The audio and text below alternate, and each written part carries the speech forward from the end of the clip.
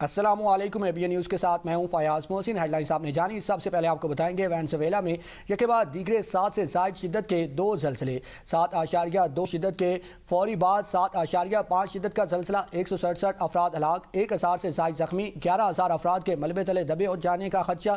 زلزلے کے بعد 30,116 افراد لاپتہ۔ امریکی جیولوجیکل سروے کے مطابق ہلاکتوں کی تعداد 1 لاکھ تک پہنچ سکتی ہے۔ دارالحکومت کراکس سمیت دیگر علاقوں میں تباہی، بڑے پیمانے پر مالی نقصان۔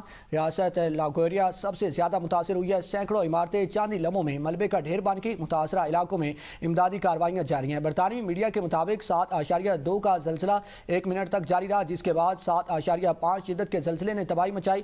ملک میں ایمرجنسی نافذ، کراکس کا بین الاقوامی ہوائی اڈہ نقصان کے بعد بند کر دیا گیا۔ وینزویلا کی قائم مقام صدر کا کہنا ہے کہ زلزلے سے پورا ملک بری طرح متاثر ہوا ہے۔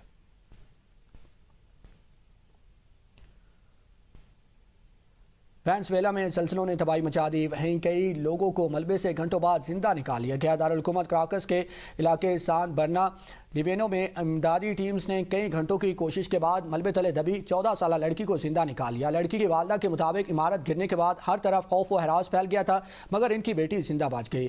لاس پلوس گرینڈس میں منہدم ہونے والی رہائشی عمارت کے ملبے سے بھی 18 افراد کو بحفاظت ریسکیو کیا گیا۔ مقامی میڈیا کے مطابق کراکس اور دیگر متاثرہ علاقوں میں سرچ اینڈ ریسکیو آپریشن جاری ہے۔ مزید زندہ افراد کی تلاش کے لیے ملبہ ہٹایا جا رہا ہے۔ وینزویلا میں 2 بڑے زلزلوں کے بعد آفٹر شاکس کا سلسلہ جاری۔ اب تک 1 درجن سے زائد آفٹر شاکس ریکارڈ کیے گئے۔ امریکی صدر کا زلزلوں میں ہونے والی بھاری جانی نقصان پر اظہار افسوس، کہتے ہیں کہ وینزویلا کے مدد کے لیے مکمل طور پر تیار ہے۔ مارکو روبیو نے کہا کہ اولین ترجیح ملبے تلے دبے افراد کو زندہ نکالنا۔ فرانس اور سوئٹزرلینڈ کا ریسکیو اہلکاروں اور امدادی سامان پر مشتمل ٹیمیں فوری طور پر وینزویلا بھیجنے کا اعلان۔ پوپلیو 4 کا سلسلہ متاثرین کی فوری مدد کے لیے 1 لاکھ یورو ہنگامی امداد فراہم کرنے کا اعلان۔ برطانیہ، اٹلی، بلغاریہ، قبرص، ترکیہ، قطر اور ایران سمیت دنیا بھر کے ممالک کا وینزویلا میں اظہار یکجہتی، ہر ممکن امدادی تعاون کی یقین دہانی۔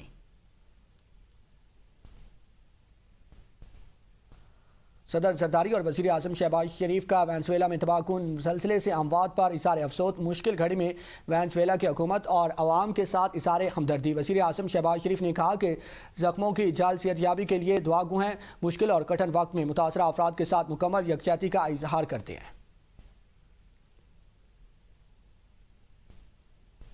امریکہ کی ریاست کیلیفورنیا کے شمالی علاقوں میں 5.6 شدت کے زلزلے کے بعد الرٹ جاری۔ جاپان میں بھی 6.9 شدت کے زلزلے کے جھٹکے محسوس کیے گئے۔ جاپانی محکمہ موسمیات کے مطابق زلزلہ مقامی وقت کے مطابق صبح 7:30 پر آیا۔ زلزلے کا مرکز صوبہ ایواتے کے مرکزی ساحل کے قریب سمندر میں تھا اور اس کی گہرائی تقریباً 40 کلومیٹر ریکارڈ کی گئی۔ آگے بڑھیں گے اور آپ کو بتائیں گے تیل کی قیمتیں مسلسل کم ہو رہی ہیں۔ ابنائے ہرمز کو کھلا اور آزاد رہنا چاہیے۔ ابنائے ہرمز میں کسی قسم کا ٹول ٹیکس یا فیس عائد کرنے کی اجازت نہیں دی جائے گی۔ امریکی وزیر خارجہ مارکو روبیو کا کہنا ہے کہ صدر ٹرمپ کا ابنائے ہرمز کے حوالے سے موقف بالکل واضح ہے۔ خلیجی ممالک بھی اس اہم آبی گزرگاہ پر کسی قسم کے ٹول یا فیس کی حمایت نہیں کرتے۔ مشرق وسطیٰ کے ممالک کے ساتھ تعمیری بات چیت ہوئی ہے اور ایران کے ساتھ ہونے والی کوئی بھی ممکنہ معاہدہ خلیجی اتحادیوں کی سلامتی کو یقینی بنائے گا۔ ایران کے ساتھ کسی بھی ڈیل میں خلیجی اتحادیوں کے تحفظ کو شامل کیا جائے گا۔ مشرق وسطیٰ میں اس وقت تک پائیدار امن قائم نہیں ہو سکتا جب تک ایران دہشت گرد گروہوں کی معاونت جاری رکھے گا۔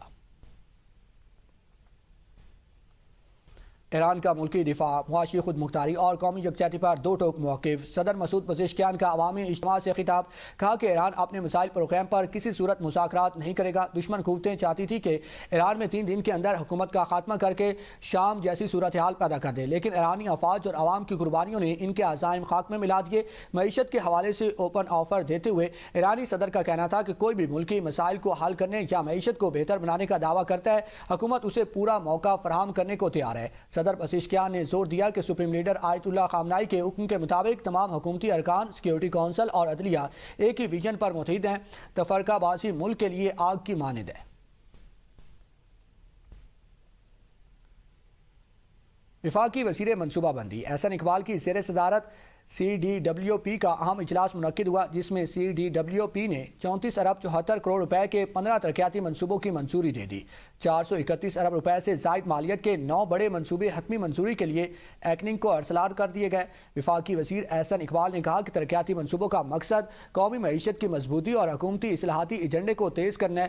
ملک میں national emerging technologies data centre قائم کرنے کی بھی منظوری دی گئی ہے۔ ڈیٹا سینٹر کے قیام پر 7 ارب 93 کروڑ روپے لاگت آئے گی۔ اعلامیے کے مطابق نیشنل آرٹیفیشل انٹیلیجنس پروگرام کے لیے 13 ارب روپے کی منظوری دی گئی ہے۔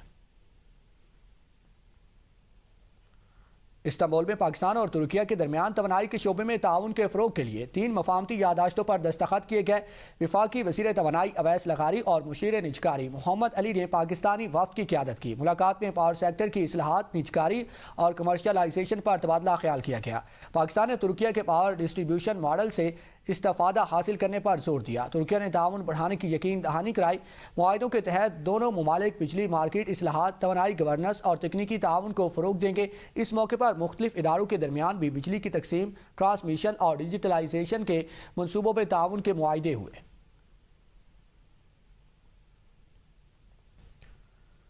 چیف جسٹس پاکستان کا دورہ روس، بین الاقوامی قانونی فورم میں شرکت۔ اعلامیے کے مطابق پاکستانی وفد 14ویں سینٹ پیٹرز برگ انٹرنیشنل لیگل فورم میں شرکت کر رہے۔ وفد میں چیف جسٹس کے ہمراہ چیف جسٹس وفاقی آئینی عدالت، روس میں تعینات پاکستانی سفیر بھی شریک۔ چیف جسٹس کی فارم کے سائیڈ لائنز پر غیر ملکی ہم منصبوں سے ملاقاتیں۔ چیف جسٹس کی روس کے سپریم کورٹ کے نمائندوں سے اہم ملاقات۔ 2 طرفہ عدالتی تعاون کے فریم ورک پر غور کیا گیا۔ اعلامیے میں کہا گیا کہ پاک روس عدالتی وفود کے تبادلوں اور پیشہ ورانہ تعلیم کے فروغ پر اتفاق کیا گیا۔ دونوں ممالک کے درمیان عدالتی امور اور ڈیجیٹل ٹرانسفارمیشن تعاون بڑھانے کا فیصلہ کیا۔ وفد نے ابتدائی سیشن میں شرکت کی، عالمی قانونی ماہرین، ججز اور پالیسی سازوں سے تبادلہ خیال کیا۔ وفاقی وزیر امور کشمیر انجینئر امیر مقام نے کہا کہ پونچھ ڈویژن اور راولاکوٹ کی عوام کی پاکستان سے محبت اور قربانیوں کو خراج تحسین پیش کرتی ہے۔ سپاہی مقبول نے زبان کٹوانے کے باوجود پاکستان زندہ باد کا نعرہ بلند رکھا۔ پاکستان سے محبت کی خاطر پونچھ راولاکوٹ کے زندہ لوگوں نے اپنی کھالیں کھنچوائیں۔ چند افراد کی طرز عمل کو بنیاد بنا کر پورے پونچھ ڈویژن یا کسی خطے کو تنقید کا نشانہ بنانا ناانصافی ہے۔ پونچھ کے عوام کی پاکستان سے محبت، قربانیوں اور جدوجہد کی ایک درخشاں تاریخ ہے۔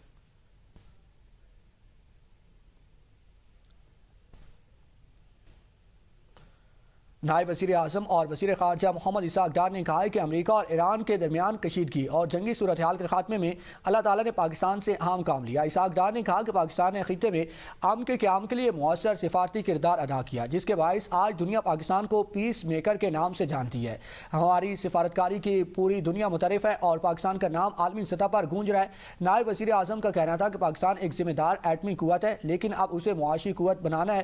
پاکستان کے پاسپورٹ کو دنیا بھر میں عزت کی نگاہ سے دیکھا جاتا ہے اور ملک کی عالمی ساکھ میں نمایاں اضافہ ہوا ہے۔